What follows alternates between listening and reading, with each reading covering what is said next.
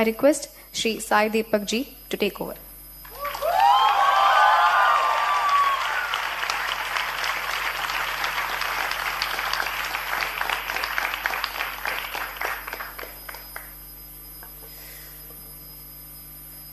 Jai Shri Ram.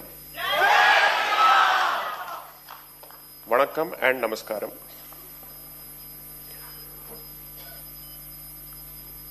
My mind is actually bursting with thoughts and possibilities, especially after hearing this man speak.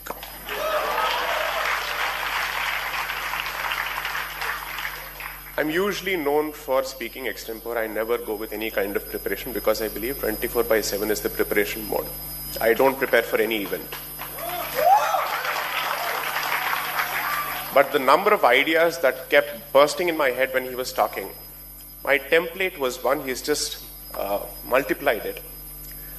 So let me thank Shivashri for giving me an opportunity to share space with Kamaraj 2.0.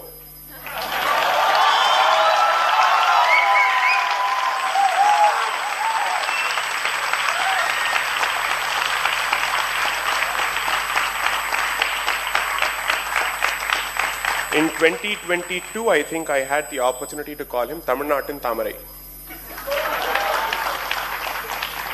Kamaraj 2.0, why? One, because it's time that Bharat had the third Prime Minister from the South.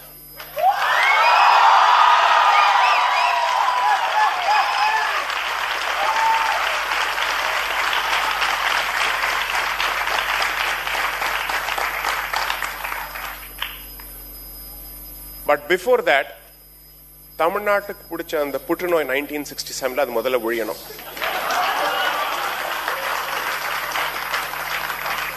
That virus that has gripped the holy state of Tamil Nadu, this dharmic land, needs to be eradicated first.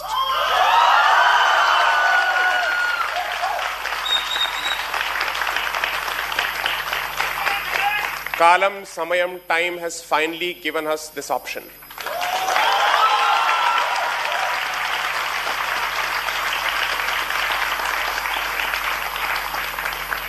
I request the Dharmikas in Tamil Nadu, the Hindus of Tamil Nadu, to throw their weight behind this man.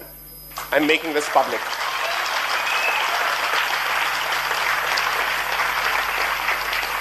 It is now or never. This is a do or die battle.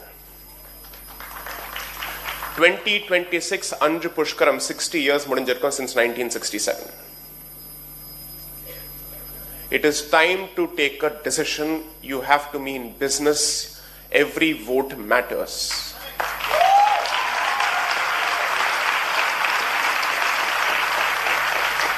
Every middle class vote, every thinking vote must not think of it as a holiday, must go out in the sun and do whatever is necessary. We are just 2 years away. This was not meant to be a political speech, but unfortunately, our land has been heavily politicized, our religion has been politicized. I am left with no other option but to speak about this bluntly.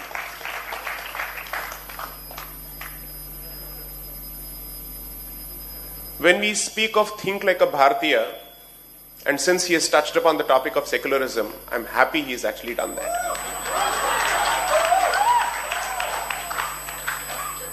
Over the last 3 years, something tectonic has taken place, and I think it's important for people to take note of it. I'm speaking in Tamil primarily because there's a YouTube audience that's watching, rather in English because there's a YouTube audience that's watching, and ennoda Tamil sila perukku pidikadhu. One, decolonization has finally entered Indian political discourse, and that's a fantastic victory.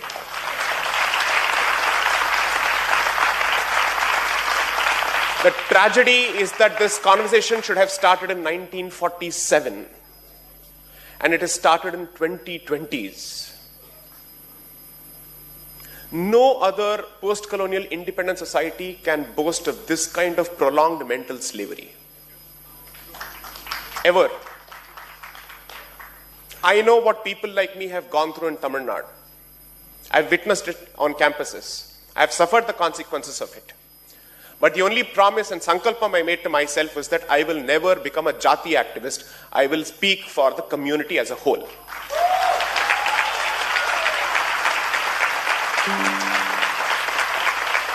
I have no pretensions or delusions of becoming a leader at all under any circumstances or a representative, but I will certainly ensure that every ounce of my energy and brain is used to support people like him.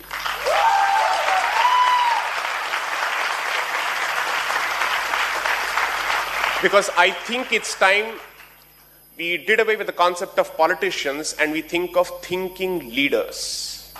This is what we want. People who understand the concept of Rajadharmam. That is crucial. That takes me to the concept of secularism, because anybody who understands the history of secularism will tell you that secularism is political conversion. Its job is to sever your roots, your connection with your roots. Its entire purpose is to make sure that you forget your past. And it becomes the new religion, because humankind cannot survive without religion. Therefore, secularism has become the new religion, unfortunately. The purpose of these tools is to ensure that you forget one of the most important, let's say, concept in the life of dharmikas, which is pitris, ancestors, your people, your forefathers. That is why I call it political conversion, because conversion requires you to spit on your past and to embrace a new identity that's completely antagonistic to your earlier identity. Hence, it is political conversion.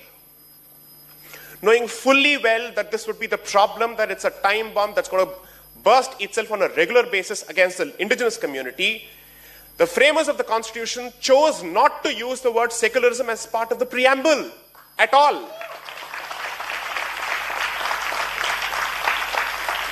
All those fears, all those apprehensions have been vindicated with time to our detriment. To our detriment.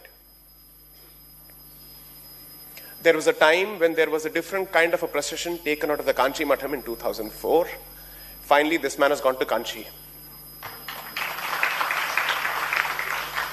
As a proud follower of the Kanchi Matham, I am super happy.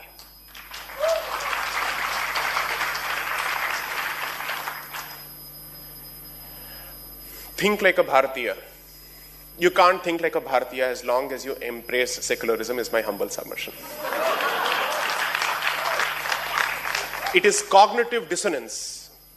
If you think like a Bhartiya and also wear secularism as a badge of honor, you can't. They are incompatible. They are mutually destructive. And they are mutually exclusive. Tamil Nadu vidimoksham kadakira varaikum Bharatatku vidimoksham kadakkyadu.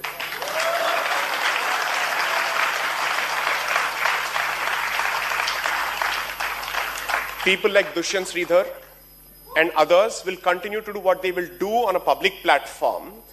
But until this becomes a social, cultural revolution, don't expect people like him to fight this battle alone.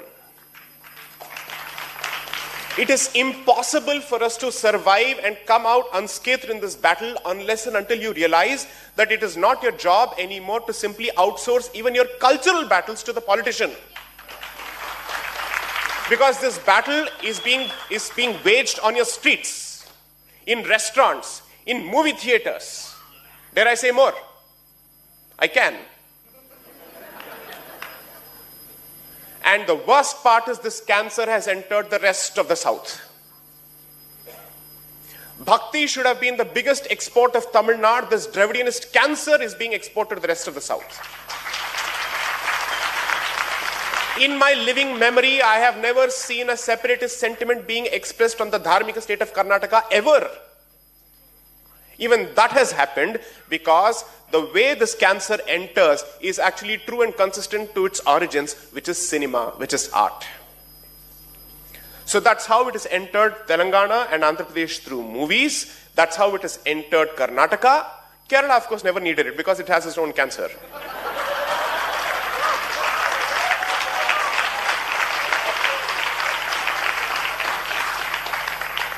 Parashurama Kshetram should have been known for a different red. It is being known for a different red. So the point is, This civilization is a dharmic civilization. Own it, embrace it, be proud of it. That is fundamentally decolonization. If someone says, does it mean that we should embrace everything about the past? When every time I speak of decolonization, I get this nonsensical statement, I'm forced to say, does it mean that you have to spit on your past? No, you don't have to. These are not binaries. Anyone who chooses to focus exclusively on the problems of the past is not a well-wisher of this civilization, because according to him, there is nothing positive worth being discussed. You have to look at the entire history of the civilization as a whole. It's not a monolith. And the civilization is called a civilization thanks to the scale of its diversity. So the realities, the political realities, the jati realities, the economic realities have been different in different parts of the country, but we are all painted with the same brush.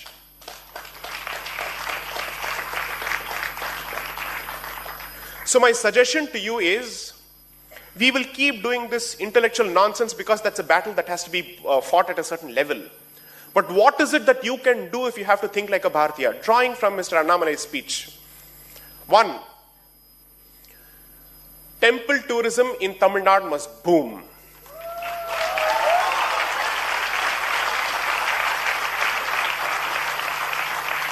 Repopulate our temples. Take back those spaces. Support all temple communities, the operative word being all.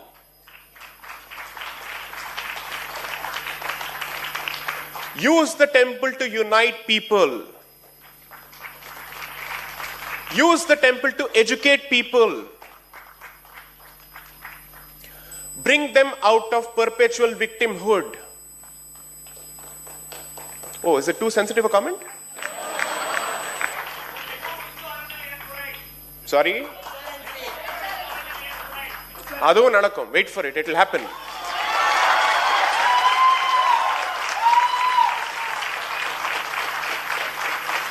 Today, our temples are held ransom by an ideology that has vowed destruction of our religion, has taken an oath for it.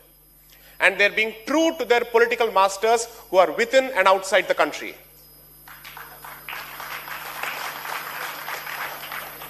The links go far beyond Bharat, and they've entered Europe. So you have to realize the magnitude of the problem that people like Annamalai face. These battles cannot be contested alone. I have no political affiliation whatsoever. I can say this bluntly with him being on the stage.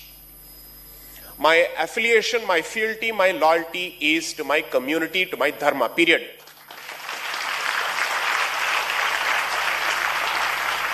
And precisely because I see a representative of dharma in him, I will support him.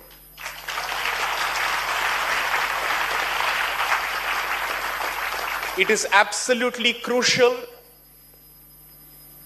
that we understand the challenges.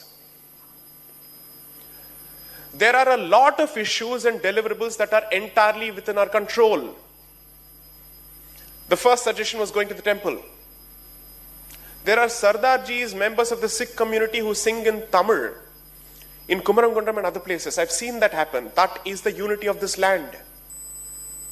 Char Dham Yatra is impossible without coming to the south, and Sikhs also perform the Char Dham Yatra. The utter nonsense that is being peddled about this community is a direct consequence of our ignorance. In the age of internet, none of us has the excuse for being ignorant at all.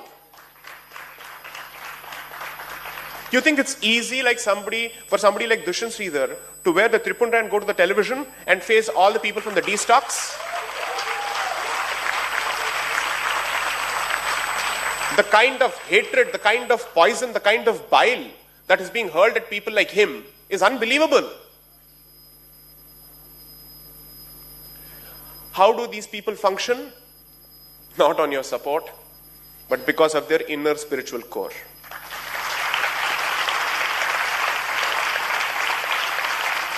Because most people think it's easy for people like him and I to take these positions because there is some popular support. Katti eduthu evna enkita vandana inga yaru enna kaapathu porelpa.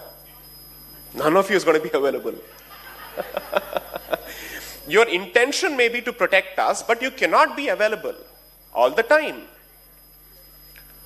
So the point is not to protect us, but to start finding replacements for us, keep creating them. These can't be personality-driven movements. Learn one thing from the Asura. Whenever you think of tapas, you think of the Asura, because Asura tapas is unbelievable. Because when they commit themselves to something, they latch on to it. I learn from the Devas as well as the Asuras. I'm very clear about it. We must start looking at producing Raktabija Devas. Every drop of blood in the land of Sanatana Dharma must create more Dharmika warriors.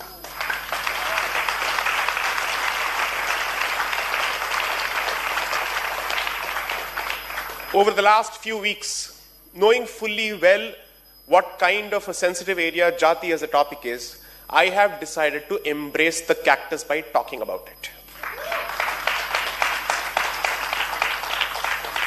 Because it is important for us to have these conversations. The more you shy away from these conversations, you make them taboo topics, somebody else is going to appropriate it. Somebody else with a vested interest is going to appropriate it. There will never be a conversation with honesty. And with honesty does not mean to deny everything that has happened, but also to say, please don't exaggerate. And also remember that it is meant to bring us together. If the purpose of the conversation is to divide us further, then it is fundamentally a bad faith engagement. It is a dishonest conversation. It's a motivated, malicious conversation. And that is what happens every time we touch this topic. Every incident is a potential entry point for the mischievous Dravidianist.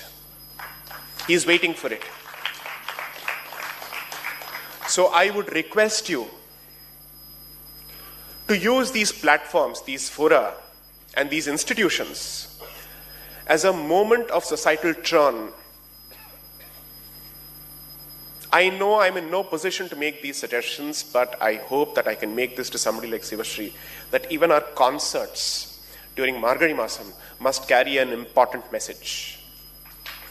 It cannot be just a Katha Kalakshepam or a pure cultural event, because none of our classical arts are being, let's say, kept away from this political conversation. Every institution, whether it is dedicated to Bharatanatyam or not, is now under the attack from the left. It's being taken over. Bharata Muni will not be taught in these places, apparently.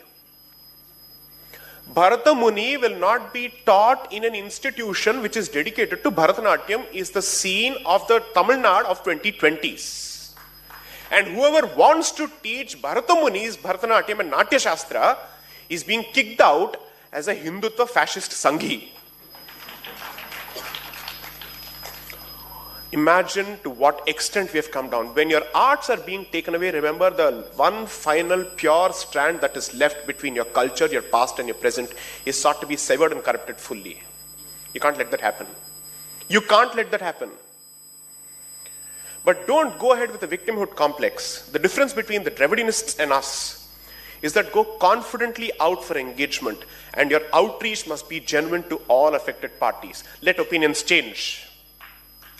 It's not going to be an easy battle, but I can say this with confidence. I say this with confidence. Nobody can accuse me of being different about my identity, jati or religion-wise. And I have not seen my identity or opinion be a barrier when I'm engaging with confidence with people from my community, which is the Hindu community, across the board. I've had people come and speak, explain their position, genuinely express a way to bridge this gap. This is not to my credit. I am saying that there is a willing audience out there, provided you show it in action. You cannot read the, what is that? I don't want to name the newspaper anymore, because it's not what it's meant to be. It is the antithesis of its name.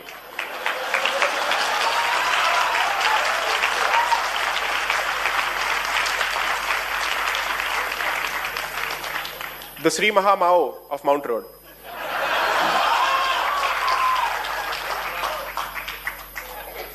find a way to get on the ground.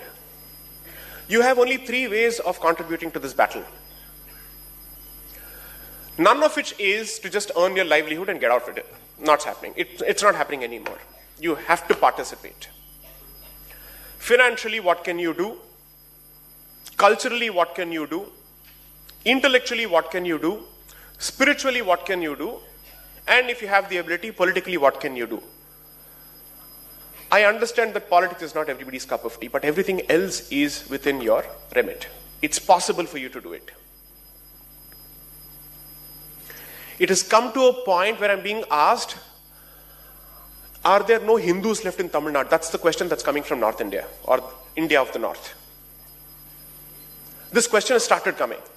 There are no reactions. Anybody says anything. There is absolutely no expression of discontent or displeasure whatsoever when people trample all over you like human doormats. If this is incitement, so be it. I am inciting you to action. I am inciting you to action. A different kind of direct action where you actually go onto the ground and engage with people from your community. It is crucial. These 25 years will define and decide what shall be the way of the future post 2047. This is a battleground generation. Never before in the history of the last 400 to 500 years have we been presented with an option where you actually are in a position to speak with a unified political Bharat. You were speaking with different princely states at one point. You finally have a politically unified Bharat, which was always civilizationally one. One, you have a politically unified Bharat. Then you have been given democratic ways of communication where you're no more dependent on the mainstream media with its own vested ideological interests. Social media has made possible the reach of voices like all of them. Who would have thought at one point that someone coming from Annamalai's background would be able to aspire for the best positions that this country's political system has to offer? This is a sign of change. This is a sign of change. When somebody has to go to court to prevent the viewing of Prana Pratishtha, it's a sign of desperation. It is darkness at its highest position, and that's where the resistance starts. When it is darkest, that's when there is sense of hope, because effectively he's exhausted all his arsenal. His ammunition is over. He has nothing more to offer. While I practice in Delhi, I make this abundantly clear. Oru kaal inga kandipa irukum. Because this is the time. Those who were associated with the Ram Janmabhoomi movement will tell you the significance of what I'm about to say. Ek dhakka aur do. Every structure that is anti-dharmic must crumble. And the Overton window must change. This must become the new normal, making it impossible for anybody to take the situation back. Impossible. Thanks to what has happened over the last decade, anyone who doesn't perform on the anvils of economics will not be an acceptable option anymore.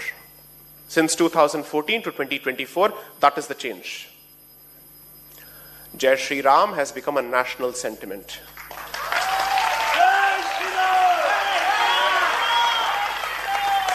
In the land of Ramsamy, Jai Shri Ram is back.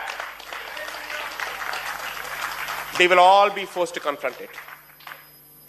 3, don't underestimate the will and the commitment and the venom of the other side. They know no boundaries, they have no standards. The definition of standard is lost on them. The concept of decency and courtesy is lost on them. That's the kind of people you're dealing with. They have no respect for women. They are the last one to speak of feminism. They shouldn't hold forth on feminism at all. None of them know how to respect women whatsoever. They shouldn't be allowed to get away with this. I know I've upset the entire script I had in mind. But such is the effect that he has in terms of upsetting the established order.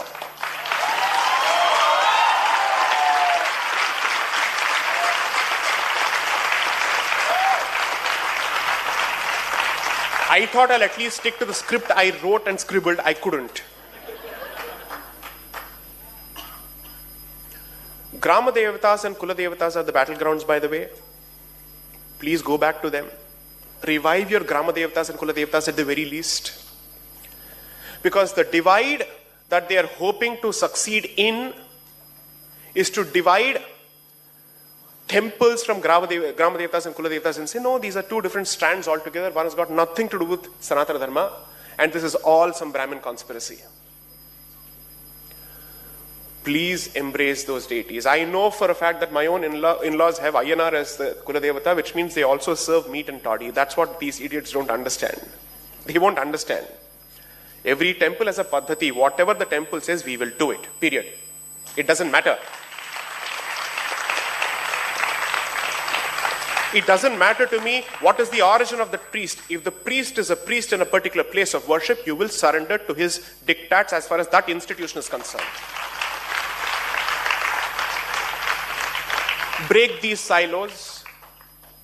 Since actions speak louder than words, the most powerful impact which the other side dreads is the repopulation of even the street temples, the unknown temples.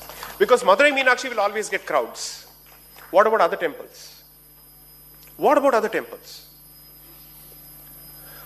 Go back to those temples, forge your sense of community, which is the one thing lacking in this community, and that's haunted us for thousands of years now. And our definitions of community are in micro definitions. Let us assume for a moment that I accept the reality that these micro definitions cannot be done away with because they have withstood the test of time for thousands of years. I can only make one point: respect every micro identity. Treat everybody with respect. Because if you don't do that, respect will be replaced by dangerous victimhood complex. When you do that, when you take every profession seriously, you'll realize that all the professions which were in the hands of our communities, which have been lost to others, can be reclaimed. Otherwise, they'll come and live like destitutes in cities. It's not as if Chennai has the ability to accommodate everyone who comes here. It doesn't have the resources for it. And since they know for a fact that their professions will not be respected in the places of their origin, they have no other option but to get out of the place. One is a loss of dignity, the second is a loss of opportunity. We have to address both. And that will happen when you start going back to these places, when they realize that there is more footfall. So revisiting your places of worship is not just about religion, it's equally about economics. Go to Ayodhya and you will be surprised at the infrastructure development there. I am someone who believes in respecting sanctity first and ensuring that infrastructure organizes itself around that respect for that sacred space. I don't believe in corridorification at the expense of the sacred space. But I believe both of them can go hand in hand with a sense of balance. In Ayodhya, you will not believe for a moment, some of those roads, most of those roads are better than Chennai's roads actually. And Bhartiyas know how to maintain infrastructure. The thought, the self-loathing thought that we don't know how to maintain infrastructure, Delhi Metro has been running fantastically since 2004. It's among the best in the world. Washington is really terrible, even in terms of its metro system. Delhi is brilliant. This is happening across the country. So when someone tells you you don't know the value of economics, you don't know the value of maintaining infrastructure, that you are not clean fundamentally, address each of these aspects. These are fundamental deliverables where he and I don't need to play a role. We have no business playing a role in that. We can only tell you, this is the big picture, find your places within. Some of these battles, it's for you to embrace. I don't want to say anything further. I'll take questions from the audience for at best 10 minutes, assuming we have the time for it. 5 minutes? Fair enough.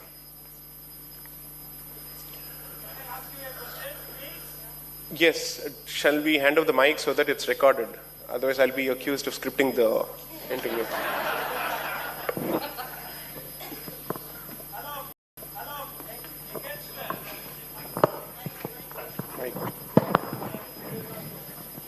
I think we'll go with lots of students first, please. Yeah, I would want to give students an opportunity first. Hello. First of all, it's an absolute honor to meet both of my heroes in real life. One would be a question exclusively for you. Another would be both of you and Annamalai Yes, Anna please. together, because I don't know if I'll get an opportunity again. First is, since we're in Mylapore, do you think there is credence to the fact that Mylapore temple's original location is something else? And if that's true, do you think it's possible for us to get it back? Second question, just one moment, for Annamalai Anna and you together. As you know, Anna, concurrent list, item 28, Entry 28. is religious HRC. endowments. Yeah, got it. Why doesn't the central government, which has the power right now with an absolute majority, Right. enact a law where they bring in temples not just for Tamil Nadu but for all of India? Since Anna keeps saying that the first signature would be to remove the HRNC ministry. Right. Thank you so much. So, the temple reclamation question and the temple management question are two different aspects. So let me try and address one of them, and I'll hand it over to Mr. Annamalai. First, when we wanted one, they said nothing doing. Now when we're asking for the other with evidence, they're saying nothing doing. So when somebody displays that kind of intransigence, I will say then my position of minimalism has no value. Let me now have no limits on my ask at all. At all. So when I dropped the figure of 40,000 over the last 2 weeks, people went on fire. Oh, what did he say? Barnaal Matama vittu poche.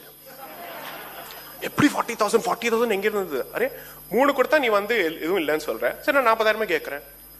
Because anyway your answer is going to be sunna. Zero. If your answer is a zero, then I have no other option but to take a maximalist position. Two,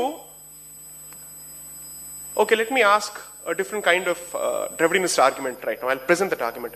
Why haven't any of these people said, why only temples of the north? Kashi, Mathura and Ayodhya? What about the temples of the south? They are apparently batting for the southerners, right? If they were Hindutva southerners, they should be saying, why only 3 temples of the north? What about other temples? Because they have decided for us that these are the holiest of our places. Okay, so if Madurai Meenakshi had been under occupation, would we not have asked for it? Absolutely. If Srirangam had been under occupation, you wouldn't have asked for it? Let someone tell me that Srirangam isn't among the holiest of our shrines. I dare them. Let them say Madurai Meenakshi is not. If Sabrimala was under occupation, would you not take it back? That's it. In a community that has 51 Shaktipeethas, 108 Divyadesams, 12 Jyotirlingas, what do you mean by 3 holiest of our shrines? Every community has its own holy shrine or holiest of shrines. I'm a Shaivite. For me, what is more important? As much as Ayodhya is important, Kashi is important, and if Chidambaram had been under occupation, that's equally important for me. Who are these people who are deciding for us to say, no, now that you want everything, limit it to 3? On what basis do you decide? When you you have a grand position is, Hinduism is not even centralized. Then how do you decide that 3 of these places are the holiest? If it is decentralized, then the argument has to be decentralized. Let the owners and the claimants of each of those temples decide for themselves. You don't decide for it. 2, when someone says, wouldn't this lead to some kind of a conflict and all that? They said this about 370. They said this about Rama. So every time it's a subtle thread that is being dropped. I'm saying, enough. Okay? Now this won't work anymore. The community has awakened. They've seen through all of this, and the evidence is right in front of your eyes, and your attitudes are also right in front of people's eyes. Enough is enough. The Supreme Court basically said that even the occupier for centuries will be given land despite having lost the case. That is the most magnanimous ask that you can get from the highest constitutional court of the country. I'm saying I'm willing to propose even that. Somebody asked for 5 villages once. I am giving you 5 acres now. You don't want this. Consequences will follow. Time will decide. The master accountant is always time. It is a Kala Chakram. It will keep coming back, and our time is now. Second, entry 28, I agree with you. I have said this in articles, I have said this in speeches. I think it's important for us to start forming a broader consensus. Since this ask has been limited to a select few people or select individuals, it has remained a storm in a teacup. My suggestion to you will be this. Strengthen his hands by making the temple freedom movement a Hindu movement and not the movement of one particular community in Tamil Nadu. I am not saying that anybody is limiting it to one particular community, but the perception needs to change, and I certainly think people who are working for it are working towards it. But the other side constantly says, no, this is effectively a clique of a particular community that is interested in restoring its domination and supremacy. Address that. Don't run away from it. It's important to address that. Start the outreach. The legal battle will be fought. The gentleman who represented Sri Ram Lalla in the Ayodhya case, Sri C.S. Vaidyanathan, is the one who's leading us in the battle. I am second in command. So we are in very safe hands, and those pair of hands belong to Sri C.S. Vaidyanathan. Remember that. People may not be aware of it, therefore it becomes my duty to inform people of this. Sri R. Venkatramani, who is the current Attorney General, was previously part of the team. He was at par with Mr. C.S. Vaidyanathan representing this matter. And then he became the Attorney General. So according to me, the stars are positioned in the right place.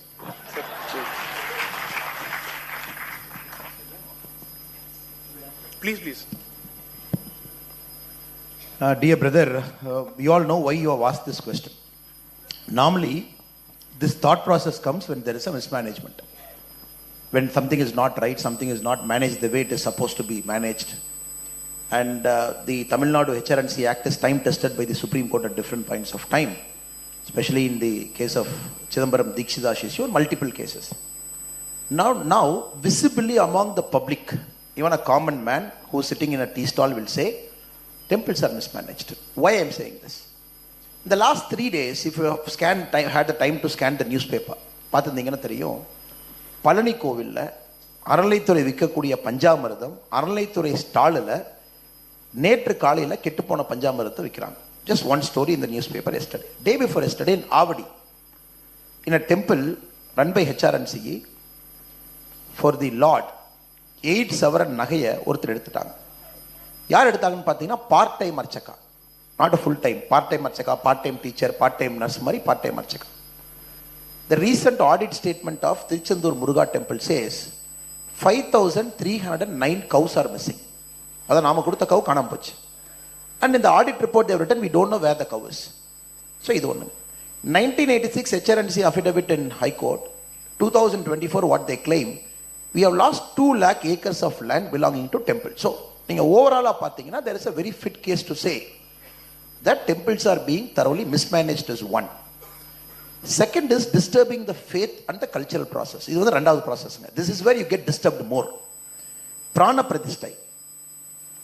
For a temple that is not run by HRNCE in Kanchipuram, the finance minister is sitting there, like everybody there as a common audience, wanted to watch it live.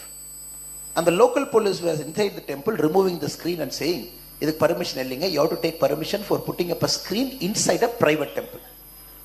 In government run temples, where people wanted to do annadana seva, மத்தியானம் வந்து பிராண பிரதிஷ்டை முடிஞ்சதுக்கு அப்புறம் சாப்பாடு கொடுக்கணும். Very first time they said, you got to take permission to even to offer food inside a temple, which in dharmic, in our dharma, that is a part of your duty.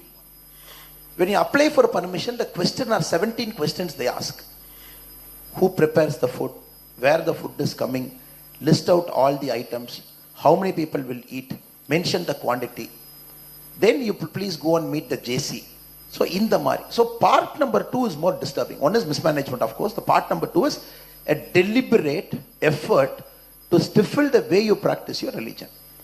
Part number 3 is distorting your practice. பூஜை நடக்கிறது கிடையாது, அது எந்த விதத்தில் நடக்கணுமோ அது கிடையாது. இந்த மூன்றும் வந்து இப்போ தமிழ்நாட்டில் பார்க்க ஆரம்பிச்சிட்டோம். Now your specific question, is there a fit case? Yes, absolutely there is a fit case. That's why as a political person, we keep telling as a party's thing, in constituency number 100 in Srirangam, we said, time has come to dismantle HRNC in Tamil Nadu, which BJP, when people vote us to power, we will do. Now the very specific question of entry 28 concurrent list. 2 days back, Amit Shah ji was sitting in an economic summit. There was an audience like you who asked a question. The opposition is unhappy with the Bharat Ratna that is given. They say for politically you are given Bharat Ratna to get votes.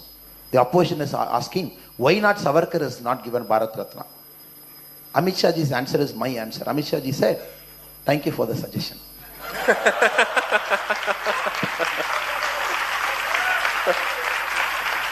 Last question. Yeah. This will be the last question.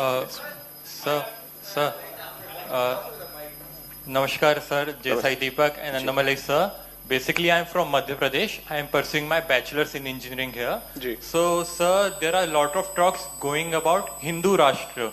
So, like, what are your opinions on Hindu Rashtra? And is Hindu Rashtra actually possible? 1, yes, it's possible.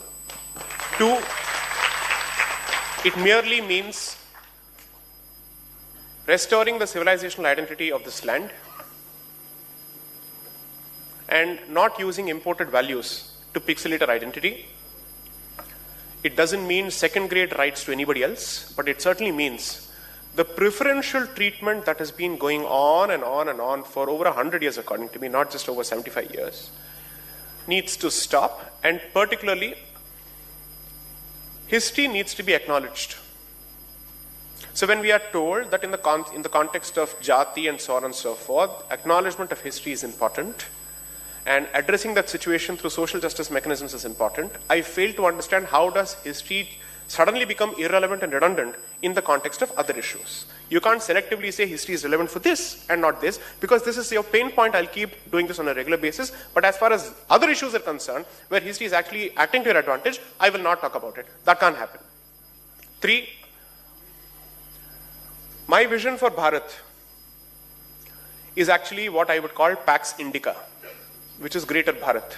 What is Pax Indica? If you read history, it will speak of Pax Britannica, Pax Romana, and now we are witnessing the dying gasps of Pax Americana, which means it's called Roman peace or English peace or American peace, which is peace that is established under the supremacy and the leadership of a particular country, where it has the widest possible economic influence, the widest possible cultural influence, and the widest possible political influence. My vision is strengthen your position within, and the immediate neighborhood of undivided Bharat should also become safe for the core identity of Bharat. That is the day you would effectively come to a point where a CAA is no more necessary. One is to enact a CAA to address the existing situation, but the next is to come to a point where you have a stick strong enough to say no further assaults on this identity in my neighborhood at the very least. That is my larger vision. Creating a safe homeland and a safe neighborhood for perhaps the most traumatized, genocided, massacred population of the world. I'll leave it to Shivashri if we still have any time, or if you want to wrap this up, I think. We'll wrap this up? Yes. I think we should be, because I want to respect the organizers' patience and the fact that Mr. Annamalai's time is more important. So thank you. Jai Shri Ram, Vande Mataram.